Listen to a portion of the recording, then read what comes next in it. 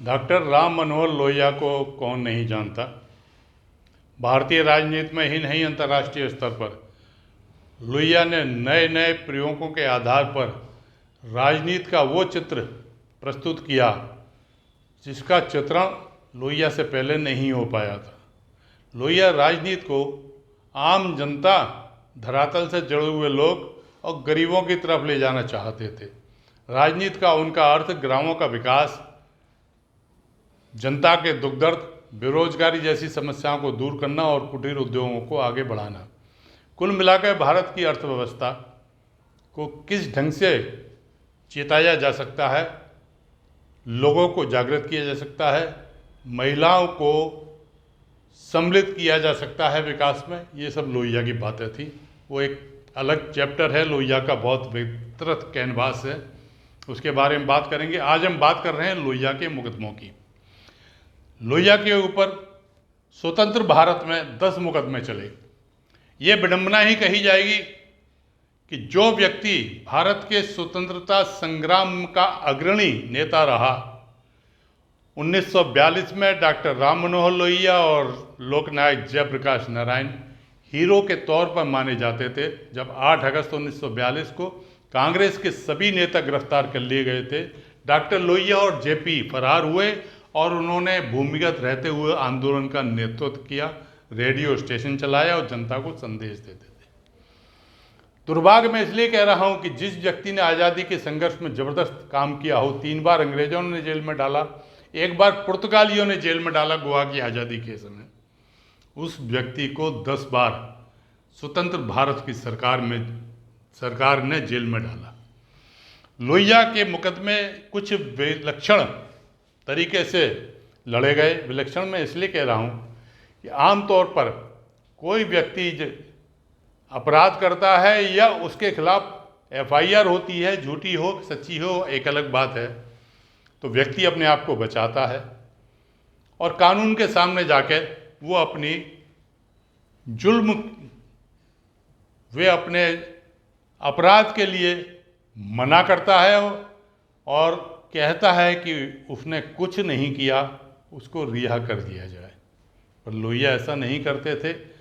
लोहिया चाहते थे कि व्यवस्था के खोट को मैं अपनी गिरफ्तारी के माध्यम से, अदालत के माध्यम से और कानून में जो भी ऐसी बातें हैं जो आम जनता की स्वतंत्रता का हनन करती है, उन बातों को उजागर करूंगा, और वो सफल भी हुए। तो लोहिया को मैंने बताया 10 बार स्वतंत्र भारत में लोहिया गिरफ्तार हुए। उनकी गिरफ्तारी में से कुछ चुनिंदा मुकदमे हमने उठाए हैं। आज हम बात करेंगे उनके फर्रुखाबाद की गिरफ्तारी का। यह लोहिया की स्वतंत्र भारत में तीसरी गिरफ्तारी थी। लोहिया 1949 में 8 जनवरी 1949 को रीवा मध्य प्रदेश में गिरफ्तार हुआ। आज़ादी 15 अगस्त 1947 को मिली। भारत के अंदर भारत की सरकार थी। दूसरी गिरफ्तारी 25 मई को नई दिल्ली में हुई 1949 में ही। ये नेपाल के लोकतंत्र बहाली के लिए लड़े जाने वाले आंदोलन के लिए की गई थी। डॉक्टर लोहिया ने कनॉट प्लेस पे जुलूस निकाला था। तीसरी डॉक्टर लोहिया की गिरफ्तारी 4 जुलाई 1954 को फर्रुखाबाद में हुई। क्या किस्सा है ये जानते हैं फर्रुखाबाद की गिरफ्तारी का। उत्तर प्रदेश में नहर की सिंचाई की दर, जो ग्रामीण नहर के माध्यम से अपने खेतों की सिंचाई करते थे, उत्तर प्रदेश सरकार ने सिंचाई की दर यानी कि रेट बढ़ा दी। प्रजा सोशलिस्ट पार्टी, जिसमें डॉक्टर लोहिया नेता थे, उस पार्टी ने आंदोलन का आह्वान किया। डॉक्टर लोहिया ने उत्तर प्रदेश के किसानों को कहा कि वे बड़े ही नहर की रेट ना दें। इसी सिलसिले में 4 जुलाई 1954 को डॉक्टर राम मनोहर लोहिया फर्रुखाबाद गए थे, जहां उन्होंने 2 आम सभाओं को संबोधित किया, एक कायमगंज में, एक फर्रुखाबाद में। दोनों आम सभाएं शांतिपूर्ण ढंग से हुई। आम सभाएं समाप्त हो गई थी। लोहिया एक स्थानीय कार्यकर्ता या नेता उनके घर पर रात्रि को भोजन कर रहे थे। वहीं पर ही फर्रुखाबाद पुलिस ने उनको गिरफ्तार कर लिया। हुआ यह कि कायमगंज थाने के प्रभारी ने फर्रुखाबाद थाने में एक रिपोर्ट लगाई लोहिया जी के खिलाफ और कहा कि डॉक्टर राम मनोहर लोहिया ने आम सभा में किसानों को आह्वान किया कि वे बढ़ी हुई दर न दें। इस तरीके से उन्होंने सरकार के खिलाफ काम किया है। गिरफ्तारी के समय फर्रुखाबाद के सिटी मजिस्ट्रेट वहाँ मौजूद थे। उन्हीं के समक्ष लोहिया जी को प्रस्तुत करके जेल भेज दिया गया। दूसरे दिन नहीं बल्कि तीसरे दिन यानी कि 6 अगस्त को जुडिशल ऑफिसर जेल में गए, जेल में अदालत लगाई और वहाँ लोहिया जी को पुनः प्रस्तुत किया गया। और प्रस्तुत करने पर डॉक्टर लोहिया ने अपनी गिरफ्तारी के विरुद्ध प्रोटेस्ट किया कि उनको गलत ढंग से गिरफ्तार किया गया था। उनके प्रोटेस्ट को खारिज किया गया। तब लोहिया जी ने अनुमति चाही कि वे अपने मामले को इलाहाबाद उच्च न्यायालय में ले जाना चाहते हैं। उनका वो एप्लीकेशन भी खारिज कर दी गई। तब लोहिया जी ने एक तीसरी एप्लीकेशन लगाई और कहा कि इस मुकदमे को किसी अन्य अदालत में ट्रांसफ़र किया जाए और जब तक ट्रांसफ़र नहीं होता है एडजॉर्नमेंट कर दिया जाए। तो 6 जुलाई को जुडिशल ऑफिसर जो जेल में गए थे उन्होंने 7 अगस्त तक के लिए एडजॉर्न कर दिया, यानी कि अब डॉक्टर लोहिया 7 अगस्त तक जेल में रहेंगे। यहाँ एक बहुत विचित्र बात है जो आपको संज्ञान में लाना बहुत ज़रूरी है कि जिस समय जेल में जुडिशल ऑफिसर अपनी अदालत लगाए हुए थे, उन्होंने डॉक्टर लोहिया से कहा था कि आपका अपराध जमानत योग्य है, आप जमानत ले सकते हैं।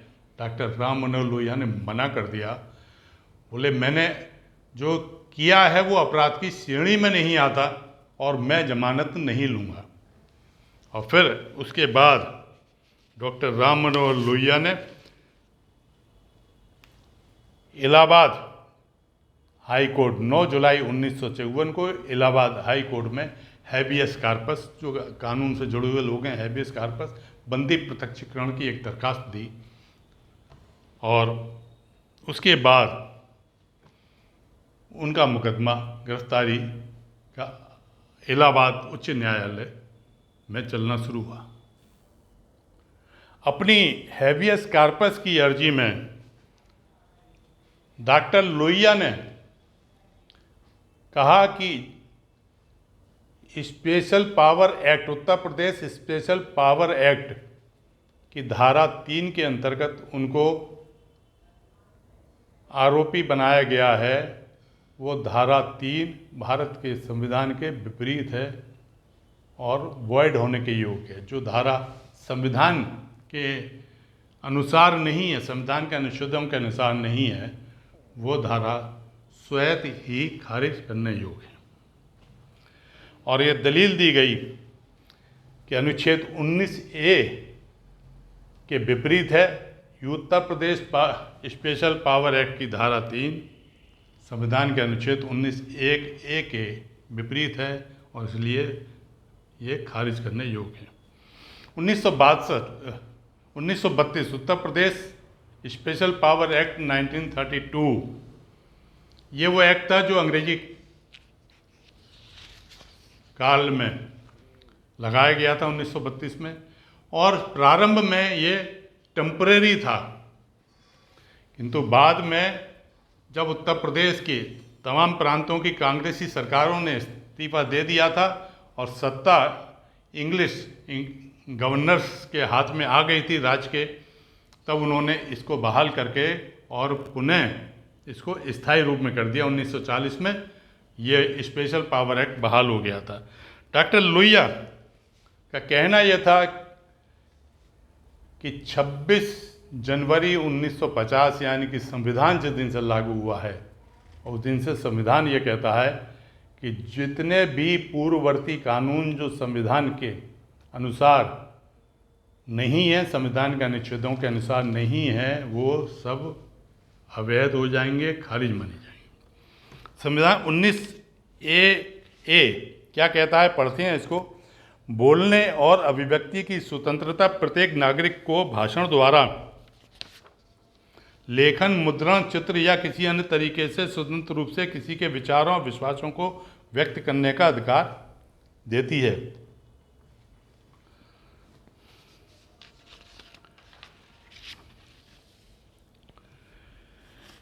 इसके साथ ही डॉक्टर लोहिया ने संविधान के अनुच्छेद 21 का हवाला दिया, जिसमें कहा गया है कि किसी व्यक्ति को उसके प्राण या दैहिक स्वतंत्रता यानी कि लाइफ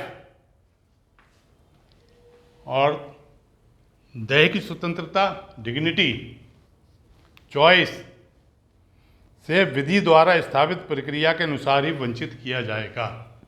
यानी बड़ा क्लियर है कि किसी की लाइफ हो, उसकी लाइफ की डिग्निटी, उसकी लाइफ की चॉइस यानी उसकी पसंद, उनसे किसी को यदि वंचित किया जाएगा तो एक सर्टेन प्रोसीजर के तहत होगा। गिरफ्तारी होगी तो एक प्रोसीजर होगा। अब अगर किसी की स्वतंत्रता में कमी की जाएगी तो वो किसी कानून के अंतर्गत होगी और कानून का उसका अंतर्गत एक प्रक्रिया होगी, उस प्रक्रिया का पालन किया जाएगा। डॉक्टर लोहिया ने चैलेंज किया था कि प्रक्रिया का अभी पालन नहीं किया गया है। उच्च न्यायालय में, इलाहाबाद उच्च न्यायालय में डॉक्टर लोहिया के मुकदमे को 2 न्यायाधीशों की पीठ द्वारा सुना गया, जिसमें जस्टिस देसाई ने डॉक्टर लोहिया की रिट को स्वीकार किया, किंतु जस्टिस चतुर्वेदी ने इसके विरोध में अपना मत दिया।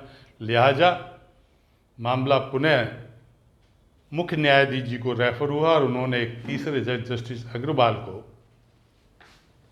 इस पीठ में जोड़ दिया। अब असहमति किस बात की थी?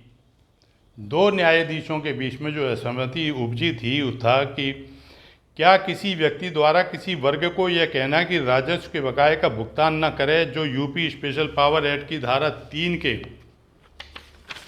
अंतर्गत दंडनीय है, संविधान के अनुच्छेद 19(1)(a) के अंतर्गत 26/1/1950 से प्रभावी माना जाएगा।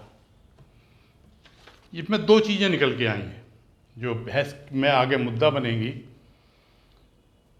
कि क्या Uttar Pradesh special power act section 3 Bharat के संविधान के लागू होने के बाद भी वैध है, और दूसरा ये कि कोई व्यक्ति यदि किसी व्यक्ति या वर्ग को ये कहता है कि सरकार का कोई बकाया भुगतान न करे तो क्या वह दंडनीय अपराध होगा। यह एक बात और मैं स्पष्ट कर दूं, UP special power act section 3 कहता है कि यदि कोई व्यक्ति सरकारी धन की बकाया धन के भुगतान के लिए मना करता है तो अपराध है, और यदि कोई व्यक्ति भुगतान नहीं करता है तो कोई अपराध नहीं है। ये थोड़ा बारीक लाइन है, बीच में समझने की लाइन है कि कोई यदि भुगतान नहीं करता है तो अपराध नहीं है, बकाया वसूल होगा पर अपराध नहीं है, परंतु यदि कोई व्यक्ति मना करता है तो वो अपराध है। अब मामला क्या हुआ? मामला लोहिया की गिरफ्तारी का नहीं रहा, स्पेशल पावर एक्ट की वैधता भी चुनौती के क्षेत्र में आ गई।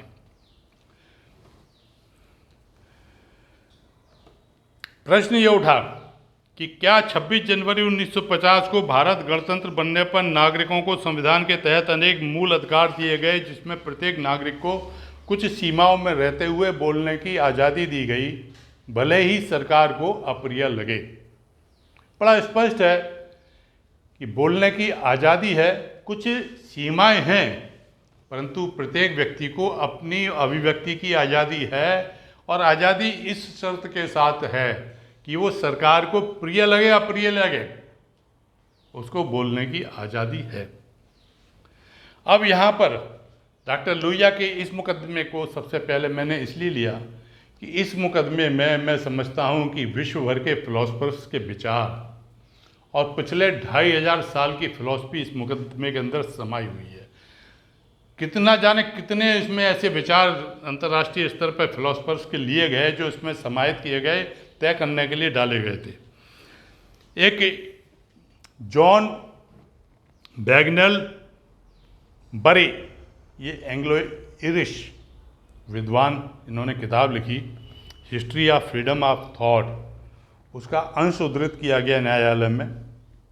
यदि सभ्यता के इतिहास में सिखाने के लिए कोई सबक है तो वह मानसिक व नैतिक प्रगति की सर्वोच्च शर्त है, जिसे सुरक्षित करना पूरी तरीके से मनुष्य की शक्ति के भीतर है, और वह है विचार और चर्चा की पूर्ण स्वतंत्रता। ये मिस्टर बरी ने जो किताब लिखी थी उसमें एक चीज़ उन्होंने स्पष्ट की थी कि यदि लोग अपने मन से विचार और चर्चा नहीं करेंगे तो सीधा सीधा मतलब है कि नए विचार कैसे जन्म लेंगे, नई प्रगति के लिए रास्ता कैसे बनेगा। यानी कि लोगों को वैचारिक स्वतंत्रता देनी होगी और तभी हमारा आगे का रास्ता खुलता है। ये वहाँ कोट हुआ था। क्या इस पूर्ण स्वतंत्रता को कम करने वाला कोई भी कानून शून्य होगा? क्योंकि अनुच्छेद 13 के माध्यम से ऐसे कानून बनाने से संसद और राज्य विधानसभाओं पर प्रतिबंध लगता है। अनुच्छेद 13 साफ कहता है कि ऐसे कानून जो स्वतंत्रता का हनन करते हैं वो नहीं बनाए जा सकते। जो नागरिकों को प्रदत्त मौलिक अधिकारों की कटौती करता हो वो कानून नहीं बन सकता। कटौती करने के लिए कुछ शर्तें हैं: राज्य की सुरक्षा, विदेशी राष्ट्रों के साथ मैत्रीपूर्ण संबंध, सार्वजनिक व्यवस्था, शालीनता, नैतिकता, मानहानि या किसी अपराध के लिए उकसाना। तो यहाँ पर एक बिंदु आया था, ये तीसरा जो सीमा खींची गई है स्वतंत्रता की, कि सार्वजनिक व्यवस्था के नाम से, कि डॉक्टर राम मनोहर लोहिया ने जो उकसाया है किसानों को नहर रेट का बकाया नहीं देने के लिए, वो सार्वजनिक व्यवस्था का भाग है और इसलिए उनकी गिरफ्तारी वैध है।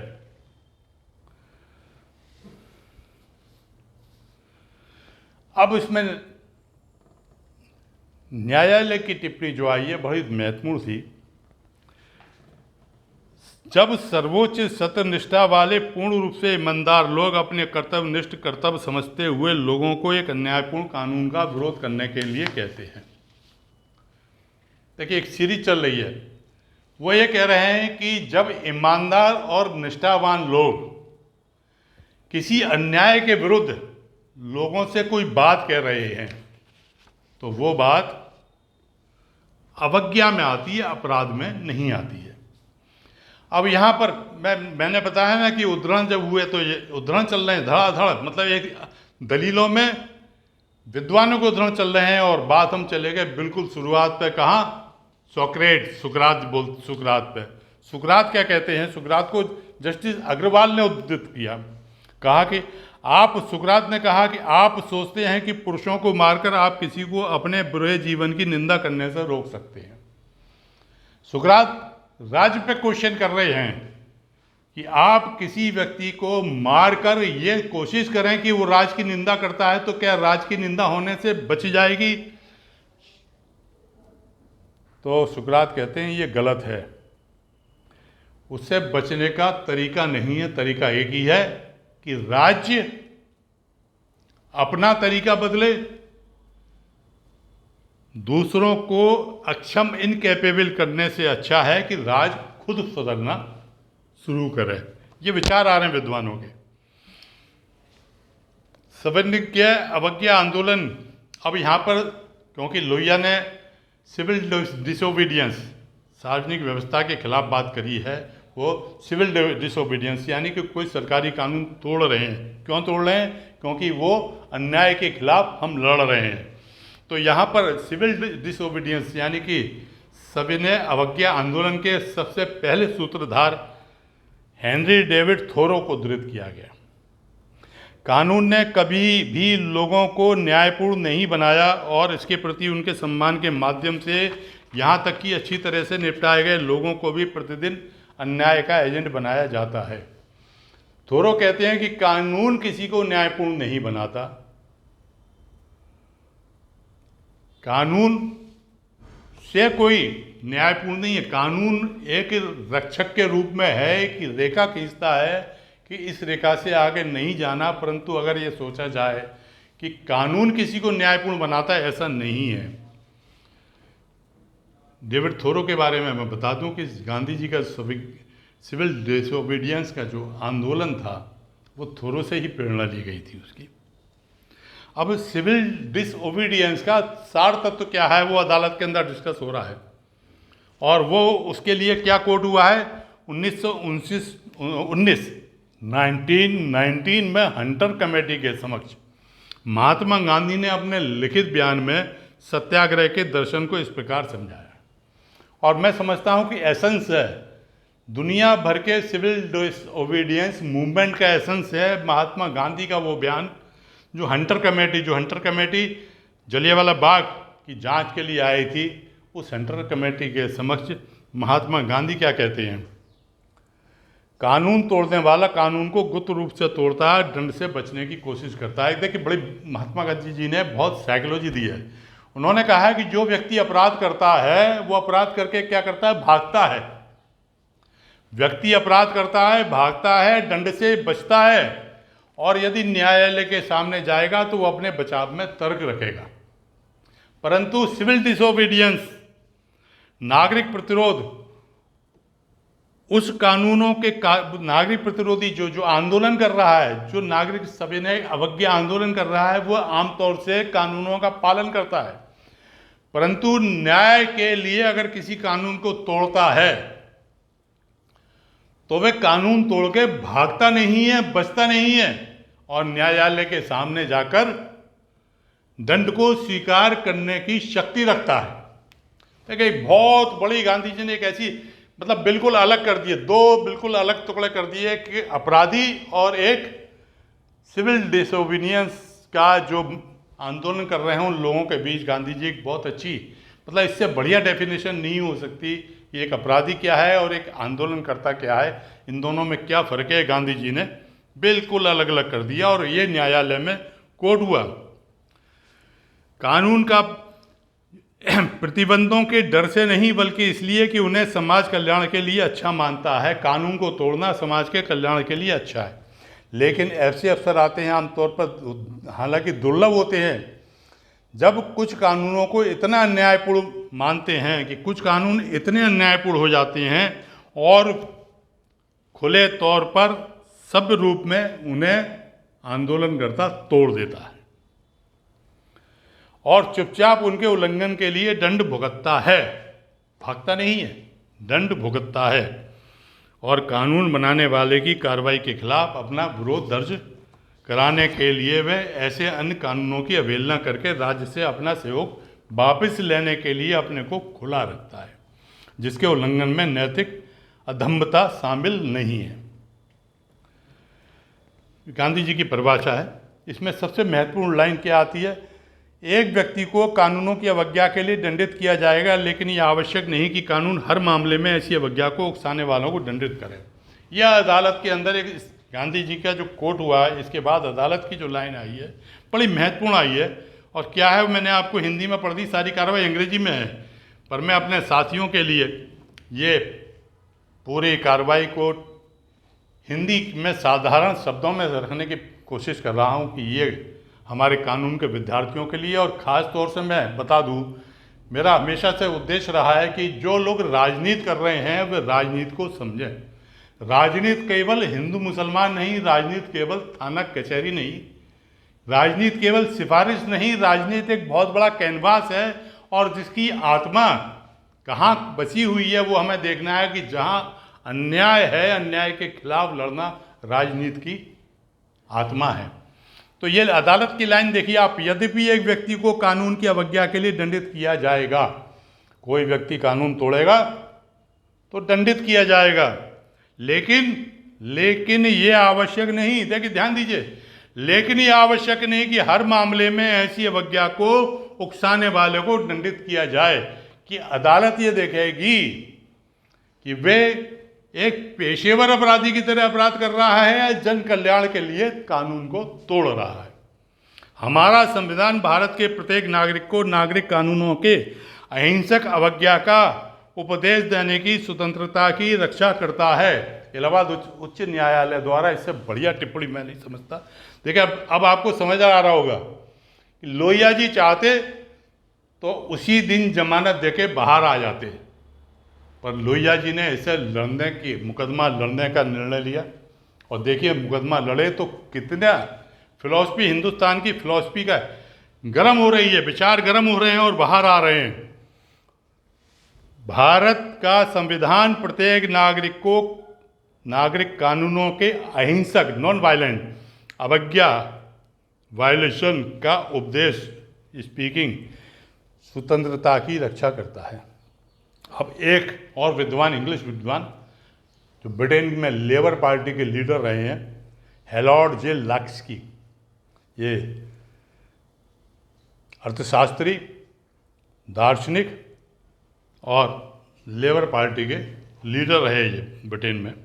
इन्होंने एक पुस्तक लिखी, liberty in the modern state. वो पुस्तक अब न्यायालय में कोर्ट होती है। विचार विस्फोटक और खतरनाक होते हैं, ऐसे विचारों के निरंकुश स्वतंत्रता की अनुमति देना वास्तव में अव्यवस्था को आमंत्रित करना है। 2 पार्ट, वो भी 2 पार्ट लिख रहे हैं कि विचार से बड़ा विस्फोटक कुछ भी नहीं है। देखिए, आप विचार से ज़्यादा विस्फोटक आप अपने दिमाग में कितने भी नेगेटिव थॉट ला सकते हैं, इतने थॉट ला सकते हैं कि पूरी दुनिया की बारूद कम पड़ जाए, उससे ज़्यादा विस्फोटक बात एक व्यक्ति अपने दिमाग में सोच सकता है। तो वही लिख रहे हैं, वही लास्की लिख रहे हैं, बता रहे हैं कि विचार विस्फोटक और खतरनाक होते हैं, ऐसे विचारों को निरंकुश स्वतंत्रता की अनुमति देना वास्तव में अव्यवस्था को आमंत्रित करना है। ऐसे विचारों को स्वतंत्रता की अनुमति नहीं दी जाएगी, लेकिन इसके अलावा भी ऐसे विचार शासन के विचारों को प्रस्तुत करने में व्यक्त किए जा रहे हैं, तो निश्चय ही राज्य के शासन में कुछ गड़बड़ है। अब देखिए, दूसरा पार्ट ज़्यादा महत्वपूर्ण है। वो कहता है कि यदि ऐसे विचार शासन के खिलाफ प्रस्तुत किए जा रहे हैं तो ये मान के चलो कि राज्य में कुछ गड़बड़ है, तभी तो जनता अपनी भावनाओं को बाहर लेके आ रही है। अव्यवस्था मूल रूप से मानव जाति की आदत नहीं है। ये इसे आप बिल्कुल पत्थर की लकीर मान के चलना, एक मनोवैज्ञानिक तथ्य है, यूनिवर्सल तथ्य है। अवस्था मूल रूप से मानव जाति की आदत नहीं है। अब जस्टिस अग्रवाल अपनी तरफ से भी, अब किनको, अब वो एडमंड बर्क बहुत बड़े ये भी दार्शनिक हुए हैं। कोई सरकार ये मानने को तैयार नहीं कि अव्यवस्था मौजूद है। अब बात घूम के कहाँ आ गई? अब बात आ गई वहाँ पर जो सीमा में छूट दी गई थी 7, उसमें एक थी सार्वजनिक व्यवस्था। अब शासन की ओर से जो एडवोकेट जनरल थे वो एक कहने लगे कि सार्वजनिक व्यवस्था का मामला है, क्योंकि डॉक्टर लोहिया के भाषण से सार्वजनिक व्यवस्था बिगड़ सकती थी। तो अब कोर्ट, आप देखिए क्या है, अदालत क्या करिए, कोई सरकार ये मानने को तैयार नहीं कि व्यवस्था मौजूद है। स्वतंत्र प्राधिकरण में इस तरह के सबूत पेश किए जाने चाहिए। सर्वोच्च न्यायालय सार्वजनिक व्यवस्था के रखरखाव के संबंध में श्रृंखला के दूर के विषय में निवारक निरोधी विधायी प्राधिकरण दायरे में नहीं आते। कानून व कानून के उद्देश्य के बीच, कानून और कानून के उद्देश्य के बीच वास्तविक और निकट होना चाहिए, ना कि दूर की कौड़ी। ये सुप्रीम कोर्ट की रूलिंग उठाई गई है। क्या कहते हैं? कानून और कानून का उद्देश्य। देखिए, कोई भी कानून बिना उद्देश्य के नहीं लाया है, तो कानून का उद्देश्य क्या है ये बिल्कुल स्पेसिफाई होना चाहिए। और इस मुकदमे में न जाने कितने उदाहरण, मैंने बताया था ना कि बहुत फिलॉसफी इसमें डिस्कस हुई है, ऐसे कई और उदाहरण दिए गए जिसमें कानून की अवज्ञा को सार्वजनिक व्यवस्था में खतरा नहीं माना जाता था। अनेक उदाहरण थे। अब बात आई कि जब सरकार की ओर से तर्क दिया गया कि डॉक्टर लोहिया ने जो अपराध किया उससे अव्यवस्था हो सकती थी, तो अब कौन कौन से तर्क आ रहे हैं? देखिए, बड़े अच्छे तर्क निकल के आ रहे हैं कि डॉक्टर लोहिया ने कहा कि भुगतान ना करें। इसको आप सार्वजनिक व्यवस्था कह रहे हैं। डॉक्टर लोहिया ने एक बहुत छोटा, अगर मान लीजिए हम इसको एक अपराध के रूप में लेते हैं, तो सुप्रीम कोर्ट क्या कह रही है? AIR 1949 PAT 299S, उन्होंने कहा मालगाड़ियों से चोरी सार्वजनिक व्यवस्था के रखरखाव का विषय नहीं है। मालगाड़ियों से यदि माल चोरी हो रहा है, अपराध हो रहा है, तो इसे आप सार्वजनिक व्यवस्था की रखरखाव की श्रेणी में नहीं रख सकते।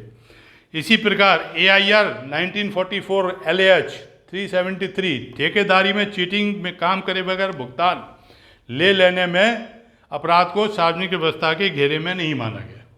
यानी कि जितने भी क्राइम हो रहे हैं उन क्राइम्स को सार्वजनिक व्यवस्था यानी कि मालगाड़ी से उन्होंने कहा कि चोरी का मामला था, कहीं चीटिंग हुई है, उन्होंने चीटिंग करके फर्जी बिल बना के पेमेंट ले लिया, ये अपराध हैं।